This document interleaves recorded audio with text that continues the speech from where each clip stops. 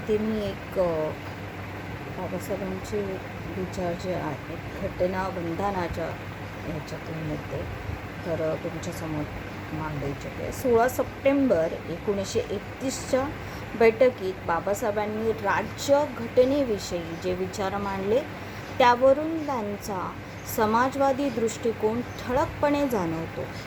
संस्थानिक हे भांडवलशाही व साम्राज्यवादी विचारांचे प्रतिनिधी आहेत.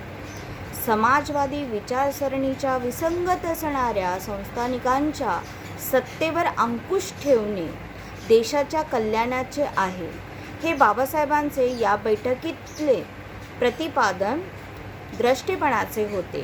कालांतराने संस्थाने खालसा करून त्यांचे तनखे बंद करण्यात आले. यावरून हा दृष्टिपणाच दिसून येतो. अस्पृश्यांचे प्रतिनिधी सरकारने नियुक्त केले तर ते जनतेच्या हितापेक्षा सरकारच्या हिताकडे जास्त लक्ष पुरवतील व स्वतःच्या स्वार्थासाठी सरकारचे गुलाम होऊन राहतील. हे जनतेच्या प्रगतीला धोकादायक आहे, असे मत बाबासाहेबांनी व्यक्त करून लोकांनी लोकशाही पद्धतीने आपले प्रतिनिधी निवडले पाहिजेत. बघा, गुलाम होऊ नये म्हणून कशा पद्धतीची धाटणी असावी असे आग्रही प्रतिपादन करून लोकशाही प्रणालीचा आंबेडकरांनी खंबीरपणे पुरस्कार केला होता.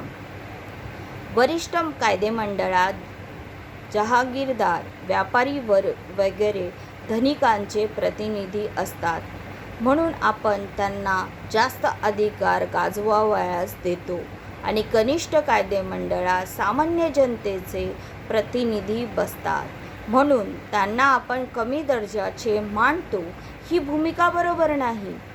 जे प्रश्न कायदेमंडळापुढे येतील त्यावरचे निर्णय खालच्या कायदेमंडळाने घेतले पाहिजेत व ते वरच्या कायदेमंडळाने स्वीकारले पाहिजेत, अशी भारताच्या राज्यघटनेत तरतूद केली पाहिजे, अशी भूमिका त्यांनी गोलमेज परिषदेत मांडली होती.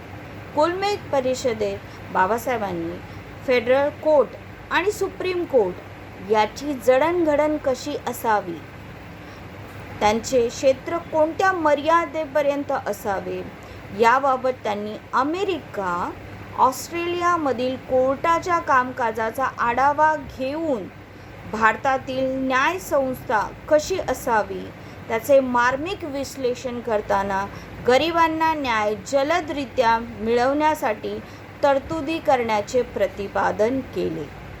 इथे आपल्याला दिसून येतं. जय भीम.